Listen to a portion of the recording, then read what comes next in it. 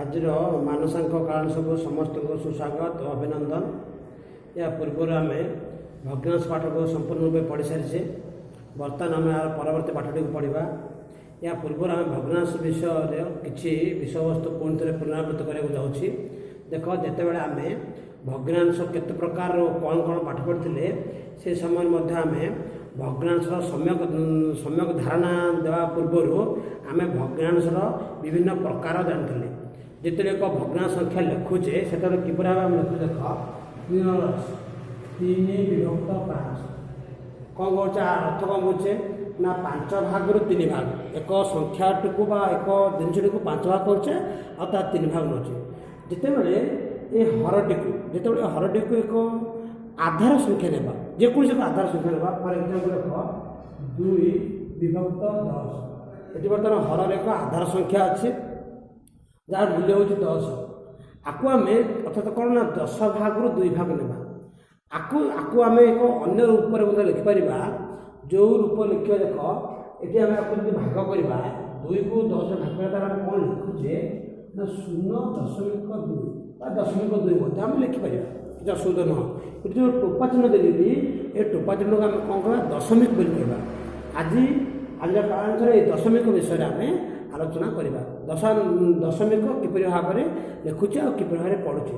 ତେଣୁ 2କୁ ଯେଉଁକି 10ରେ ଭାଗ କଲେ, ଆମେ ଏଠି ଡାହାଣ ପଟୁ ଗୋଟିଏ କଥା ଦଶମିକ ପକାଇଲେ, ଗୋଟେ ବିନ୍ଦୁ ପକାଇଲେ ତାକୁ ଦଶମିକ ବୋଲି କହୁଛେ। ଯଦି ଥାନ୍ତା 3/31/100। ଦେଖ, ଏଠି 100 ଯେଉଁ ଆଧାର ହର ଦେଖିବ, ହରରେ 2ଟି ଶୂନ ଅଛି, 2ଟି ଶୂନ ଅଛି। ତେଣୁ ଏଠି ଯେଉଁ ସଂଖ୍ୟା ଲିଖିଛେ ତା ଡାହାଣ ପଟୁ 2ଟି ଅଙ୍କ ଛାଡ଼ିକି ଦଶମିକ ପକାଇବା, ଅର୍ଥାତ୍ 0.31। ପୂର୍ବରୁ ଆମର 0 ଲେଖିବା, 0.31। ଏପରି ଭାବରେ ଆମେ এই ଦଶମିକ ସଂଖ୍ୟା ଗୁଡ଼ିକୁ ଲେଖିପାରିବା। ଆମେ ସେମିତି ଗୋଟେ ବଡ଼ ସଂଖ୍ୟା ମନେକର କ'ଣ ଅଛି, 2, 5, 4 ବିଭକ୍ତ 10 ଅଛି। ଏଠି ଦେଖ, ଏଠି ବି ହରରେ 10 ଅଛି, ଅର୍ଥାତ୍ ଗୋଟିଏ ଶୂନ ଅଛି। ତେଣୁ ଡାହାଣ ପଟରୁ ଗୋଟିଏ ଅଙ୍କ ଛାଡ଼ିକି ଆମେ ଦଶମିକ ପକାଇବା, ତାର କେତେ ହେବ ଏଠି 25.4। ଯାହାକୁ ଆମେ ଦଶମିକ ବୋଲି, ଯେଉଁ ବିନ୍ଦୁ ମୁଁ ଦେଲି, এই ବିନ୍ଦୁଟିକୁ ଆମେ କ'ଣ ବୋଲି ପଢ଼ୁଛେ, ଦଶମିକ ବୋଲି ପଢ଼ୁଛେ। କିନ୍ତୁ এই ଦଶମିକ ପରେ ଗୋଟିଏ ଅଙ୍କ, 2ଟି ଅଙ୍କ, ଗୋଟିଏ ଅଙ୍କ ଅଛି। ଏ ଯେଉଁ ଗୋଟିଏ ଅଙ୍କ, 2ଟି ଅଙ୍କ, ତାକୁ ଆମେ କିପରି ଭାବରେ ପଢ଼ିବା, ଲେଖିଦେଲେ ତ କିପରି ଭାବରେ ଆମେ ପଢ଼ିବା। ଦେଖନ୍ତୁ, ଦଶମିକର ପରବର୍ତ୍ତୀ ସଂଖ୍ୟା ଗୁଡ଼ିକୁ କିପରି ଭାବରେ ପଢ଼ିବା। ଦେଖନ୍ତୁ, ଲେଖା ହେଇଛି 2.134। এই ଦଶମିକ ପୂର୍ବରୁ ଯେଉଁ ସଂଖ୍ୟା ଗୁଡ଼ିକ ଅଛି ତାକୁ ଆମେ ପୂର୍ଣ୍ଣ ସଂଖ୍ୟା ବୋଲି କହିବା, ଏବଂ ଦଶମିକ ପରେ ଯେଉଁ ସଂଖ୍ୟା ଅଛି ସେଟାକୁ ପୂର୍ଣ୍ଣ ସଂଖ୍ୟା ନୁହଁ, ଦଶମିକ ସଂଖ୍ୟା। ତେଣୁ ଦଶମିକ ପୂର୍ବରୁ ଯାହା ଅଛି ତାକୁ ସାଧାରଣ ସଂଖ୍ୟା ମାଧ୍ୟମରେ ପଢ଼ିବା, ଆଉ ଦଶମିକ ପରେ ଯେଉଁ ସଂଖ୍ୟାଟା ଅଛି ତାକୁ ଅଙ୍କ ଦ୍ୱାରା ପଢ଼ିବା। ଆମେ କ'ଣ ପଢ଼ିବା, 2.134। କେବେ ମଧ୍ୟ ଏଠି 134 ବୋଲି ପଢ଼ିବା ନାହିଁ, କ'ଣ ପଢ଼ିବା, 134 ବୋଲି ପଢ଼ିବା। ଠିକ୍ ଅଛି। ତାହେଲେ ଦେଖନ୍ତୁ, ବର୍ତ୍ତମାନ ଆମେ এই ଦଶମିକର ପରବର୍ତ୍ତୀ ଅଙ୍କ, ତାପରେ ଅଙ୍କ ଆମେ କ'ଣ ବୋଲି କହିବା। ଦଶମିକର ଠିକ୍ ପରବର୍ତ୍ତୀ ଅଙ୍କ ଯେଉଁଟା ଅଛି, 1 ଅଛି, ଆକୁ ଆମେ କହିବା ଦଶାଂଶ। ଆଉ କ'ଣ କହିବା, ଦଶାଂଶ। ଦଶାଂଶ ମାନେ କ'ଣ, 10 ଅଂଶ। ଏ ଦଶାଂଶ ଯେଉଁ ଶବ୍ଦଟା ଆସିଲା, ଆକୁ ଆମେ ଦୁଇ ଭାଗ କରିପାରିବା। ଗୋଟେ ହେଲା 10, ତାପରେ ହେଲା ଅଂଶ, ଦଶାଂଶ, ଅର୍ଥାତ୍ 10 ଭାଗରୁ କେତେ, 10 ସମାନ ଭାଗରୁ କେତେ। 1 ଅଛି, 1 ଦଶାଂଶ। ତାକୁ ଆମେ ଭଗ୍ନାଂଶ ଲେଖିବା, 1/10। 10 ଭାଗରୁ 1 ଭାଗ, 1 ଦଶାଂଶ। ସେ 3, ଦେଖ, ଇଏ ପ୍ରଥମ ଅଙ୍କ ହେଲା ଦଶମିକର ପ୍ରଥମ ଅଙ୍କଟି ଦଶାଂଶ। ଦ୍ୱିତୀୟ ଅଙ୍କ ଯେଉଁଟା ଅଛି ତାକୁ ଆମେ କ'ଣ କହିବା, ଶତାଂଶ। ଶତାଂଶ ଅର୍ଥ କ'ଣ, 100 ଭାଗରୁ 100 ସମାନ ଅଂଶରୁ କେତେ ଅଂଶ, 3 ଅଛି। अर्थात 3 विभक्त 100 आपण लिखा हमें 3 विभक्त 100 शतांश इधर दशांश इधर शतांश तापर जो अछि से अब सहसांश कोन ये सहसांश सहसांश माने कोन 1000 भाग अर्थात कोन समान 1000 भाग 4 भाग आ स्थान जो दशमिक प्रथम अंक दशांश शतांश तापर सहसांश दशांश अर्थ 10 भाग 10 अंश केते शतांश 100 भाग केते और सहसांश 1000 अंश केते ए भाव में आम दशमिक परवर्ती अंक को ये भाव में पढ़ा पूर्ववर्ती अंक को साधारण पूर्ण संख्या द्वारा जो भाव में पढ़ुचे से भाव में आम पठन करवा। वर्तमान आम आउ एक संख्या नहीं दशमिक संख्या किपर पढ़ा ता शिक्षा करवा। देखो ये गोटे संख्या लिखा जाए 351.093 ये दशमिक बामपटे 3 अंक अच्छे दशमिक डाण पटे भी 3 अंक अच्छे किंतु ये दशमिक बामपटे जो 3 अंक अच्छे ताकू आम साधारण पूर्ण संख्या को जो भाव में पढ़ुचे से भाव में पढ़ी पार अर्थात केते पढ़ा 351.093 यही भाव में आम पढ़ा आपको भी आम अक्षर भी लिखिपर 351 लिखा 351 093 लिखिपर कि 0 दशांश 9 शतांश 3 सहसांश ये भाव में लिखे। देखो दशमिक पूर्वर साधारण संख्या लिखिले दशमिक पर दशांश शतांश सहसांश ये भाव में करेंगे आम समस्त दशमिक संख्या अक्षर लिखिपर। बर्तमान देखिए आम अक्षर किपर भाव में एक साधारण संख्या को लिखिपर एक प्रश्न बही एक प्रश्न किपर भाव में आम अक्षर दशमिक लिखा लिखा प्रथम प्रश्नटी 103.4 दशांश और 4 सहसांश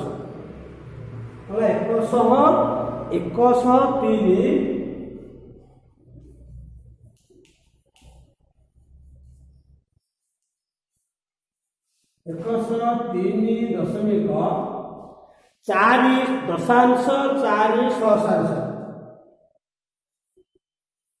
4 दशांश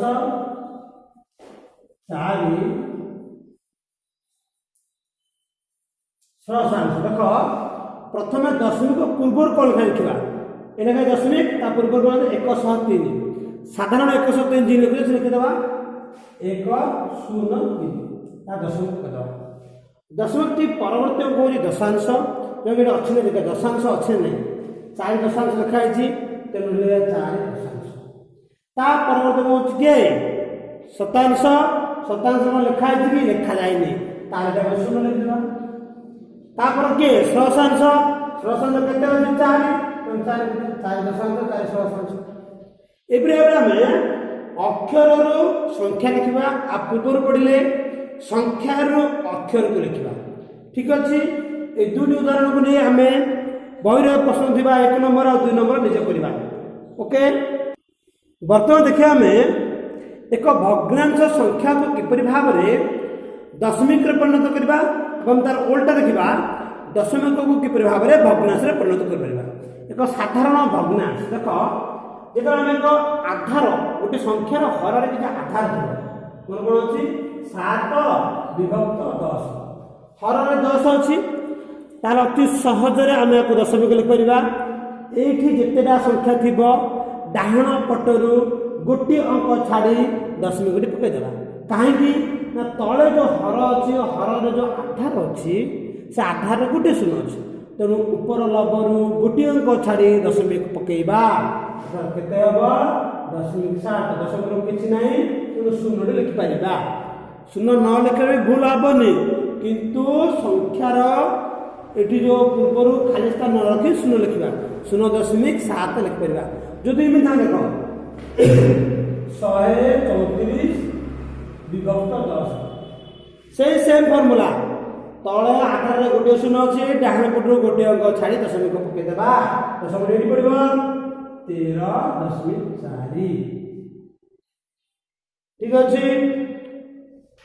बर्तमान 100 ଆଧାର ବିଶିଷ୍ଟ ସଂଖ୍ୟା ଦ୍ୱାରା ଭାଗ କରି ଦେଖିବା 100 ଆଧାର ବିଶିଷ୍ଟ ସଂଖ୍ୟା ଗୁଡ଼ିକୁ କିପରି ଦଶମିକରେ ପରିଣତ କରିବା। ଦେଖ 534 ବିଭକ୍ତ 100 ଅଛି। ଏଠି ଯୋଉ ହରରେ ଆଧାର ଅଛି ଏ ଆଧାରରେ କେତୋଟି ଶୂନ ଅଛି? 2ଟି ଶୂନ ଅଛି। ତେଣୁ এই দক্ষিণ পটରୁ যে লব ଅଛି লବର ଦକ୍ଷିଣ ପଟରୁ 2ଟି ଅଙ୍କ ଛାଡ଼ି ଦଶମିକ ପକେଇବା 4 ଛାଡ଼ିଦେବା 3 ଛାଡ଼ିଦେବା ଏଠି ଦଶମିକ ପକେଇବା ଆଉ କେତେ ହେବ 5.34। ঠিক ଅଛି। এইটি ଗୋଟେ ସଂଖ୍ୟା ମନେକର ସଂଖ୍ୟା କମ୍ ଅଛି ଉପରେ ଲବରେ ସଂଖ୍ୟା କମ୍ ଥିବ କିପରି ଭାବରେ ଆମେ ଦଶମିକରେ ପରିଣତ କରିବା? ଲବରେ ସଂଖ୍ୟା କମ୍ ଥିବ ମାନେ ଦେଖ ଏକ୍ସାମ୍ପଲ 4 ବିଭକ୍ତ 100 এটি হররে 2টি শূন্য সত্য কথা লবরে আমি কোন কথা 2টি অঙ্ক ছাড়িকি দশমিক পকাই থাকে কিন্তু লবরে টোটালি গোটিয়ে অঙ্ক আছে তাহলে আমি দশমিক পকাইবা কোটি আর গোটে সংখ্যা আমার আবশ্যক আছে তেমন আ পূর্বর গোটে শূন্য পরে কেবে বি লিখবা না পূর্বর লিখবা পূর্বর অর্থাৎ কোন লিখবা আমি শূন্য দশমিক শূন্য চালিত এটি দশমিক ডাহাণ পটরু 2টি অঙ্ক ছাড়ি দশমিক পকাইবার থিলা কিন্তু এটি গোটিয়ে অঙ্ক ଥିଲା ଆଉ ଗୋଟିଏ ଅଙ୍କ କ'ଣ ଲେଖିବା ନା ଆଉ ଗୋଟେ ଶୂନ ଲେଖିବା ସଂଖ୍ୟା ଦରକାର ପଡ଼ିଲା ଶୂନ ଲେଖିକି এই ସ୍ଥାନଟିକୁ ପୂରଣ କରିପାରିବା। ଦେଖ 100 ଭାଗରୁ 4 ଭାଗ ଥିଲା 4 ଶତାଂଶ ଥିଲା ଏଠି ଦେଖ 4 2 ଦଶମିକର 2 ନମ୍ବର ସ୍ଥାନ ପଡ଼ିଲା ଶତାଂଶ ଠିକ ଅଛି ନା 100 ଭାଗରୁ 4 ଭାଗ ତାର ଅର୍ଥ ହେଉଛି ଶତାଂଶ এইটি দশমিক পরে 2 নম্বর স্থানে 4 রহিলা তেনে এ বি হলা শতাংশ অর্থাৎ আমরা ঠিক আছে কেবে বি আমি এটি 4/100 কু দশমিক 4 লিখিলা মানে গোটে অঙ্ক 2টি অঙ্ক লিখিবা ও 0.4 বলে লিখিবা। যদি ଗୋଟେ বড় সংখ্যা দেই দেখো কোন বড় সংখ্যা দেখিব এমনি মনর 9 বিভক্ত 1.0000 4টি দেব উপরে গোটিয়ে 9 ଦେଇଛି ତଳେ 1ରେ 4ଟା ଶୂନ ଅଛି 10,000 ଅଛି ଆମେ ଡାହାଣ ପଟରୁ 4ଟା ଅଙ୍କ ଛାଡ଼ିଥାନ୍ତେ ଛାଡ଼ି ଦଶମିକ ପକାଇଥାନ୍ତେ କିନ୍ତୁ ଏଠି ତ ଗୋଟିଏ ହିଁ ଅଙ୍କ ଅଛି 4ଟା ଅଙ୍କ ଆସିବ କୋଉଠୁ ତାହେଲେ ଆମେ କ'ଣ କରିବା ଏଠି ଏ 9 ପୂର୍ବରୁ ଶୂନ ପକେଇବା ଆମକୁ ଯେତେଟା ଅଙ୍କ ଆବଶ୍ୟକ ସେତେଟା ଶୂନ ପକେଇଦେବା। ଦେଖ ଟୋଟାଲି ଆମକୁ ଆବଶ୍ୟକ ଡାହାଣ ପଟରୁ 4ଟା ଅଙ୍କ ଏଠି ଗୋଟିଏ 9 ରହିଯାଇଛି আর কেতটা শূন্য দরকার 3টি অঙ্ক দরকার 3টি শূন্য দরকার আমি কোন লিখবা 0.0009 বর্তমান 4টা লাগলা 0.0009 1 2 3 4টা শূন্য দিলা এটা শূন্য করে 4টা কলা এইপরি ভাবে সংখ্যা কম থিব আমি আকু পূরণ করবা যেতেবেলে ক মিশ্র সংখ্যা থিব মিশ্র সংখ্যা কো কিপরি ভাবে আমি মিশ্র ভগ্ন সংখ্যা কিপরি ভাবে দশমিকরে পরিণত করে দেখ উদাহরণ আছে 5/3 বিভক্ত 100 ঠিক আছে। দেখন্তু যেতে গুড়াଏ পূর্ণ সংখ্যা থিব সেগুড়িক দশমিকর পূর্ব রহিব মিশ্র সংখ্যা গুড়িক जोटा कि पूर्ण संख्या जो मिश्र भग्न संख्या रे से पूर्ण संख्या गुड़िक दशमिकर पूर्व रहिबो अर्थात कौन लिखिया हम एटी 5 दशमिक जेहेतु हर रे 100 अछि दशमिक पर हमरो दुईटी अंक रहबा निहाती आवश्यक अछि एटी केवल गोटी अंक अछि आ गोटी अंक कौन लिखिबा 0 टी लिखिबा 0.3 5.03 এইপরি ভাবে আমি মিশ্র সংখ্যা মিশ্র ভগ্ন সংখ্যা को मध्य दशमिक रे परिणत करि परिबा ठीक अछि।